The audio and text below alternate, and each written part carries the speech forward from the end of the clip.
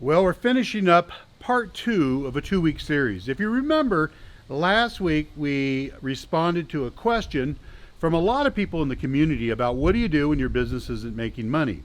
And so it's a big topic, and so we divided it into 2 areas. The first area was there's 4 things in business that you have to get really, really, really good at. And we have a formula: 4 times 10 equals 30, 60, and 100-fold.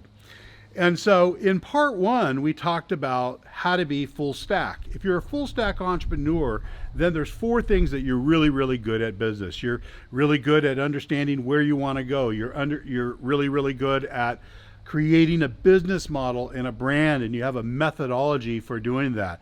Then you've mastered digital. You understand what today's website has to look like, and you understand what a content strategy, whether it's shared, owned, earned, or paid, one of those 4 things, and you understand how it has to operate wherever your channels are. And then we talked about how to create a customer acquisition system. So if you get really good at mastering those 4 things, you'll end up in the top 5% of entrepreneurs. The second part is you have to learn how to get powered by God. If you want to partner with God, you have to be powered with Him. And so this week I responded by writing an article of what it means to be powered by God. And for me, there's 10 elements that I've always looked at. It's always been my success checklist. And it's also, I wrote a book called His Plan, My Plan, Roadmap to Your Success, Roadmap to Your Purpose. It was all around these 10 things. And all throughout my life, 36 years as a serial entrepreneur, when I get into trouble, when things aren't going smoothly, I look at these 10 things and I go, okay, am I doing this?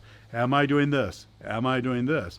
And I could divide those 10 things really into 3 parts. The first part is really faith and developing my faith. The second part is really identifying God's plan and purpose for my life and really seeing it as an assignment where I'm powered by God with His full resources to be successful at the thing He planned me to do. And then the third thing is, this is a tough thing, is to trust God to be my provider. So I've never seen clients as my provider. When I had a job, I never saw my employer as my provider. As an entrepreneur, my clients aren't my provider, God is. So I could lose a client, but I never lose my provider. Now, what does this mean?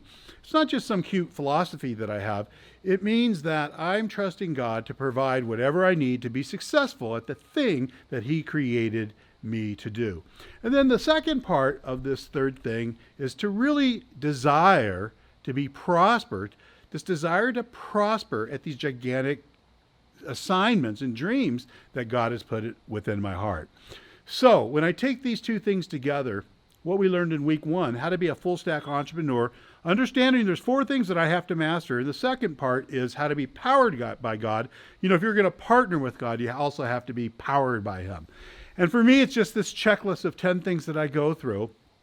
Inevitably, I find when things aren't working out that I'm missing one of them. And I've always seen these things as kind of spinning plates. And if you try to spin a bunch of different plates, different ones are falling. And as the landscape is changing out there and buyer journey changes, we're always having to change with it. If we don't change, we get left behind. So if your business isn't making money, I guarantee you it's on both sides of the fence here.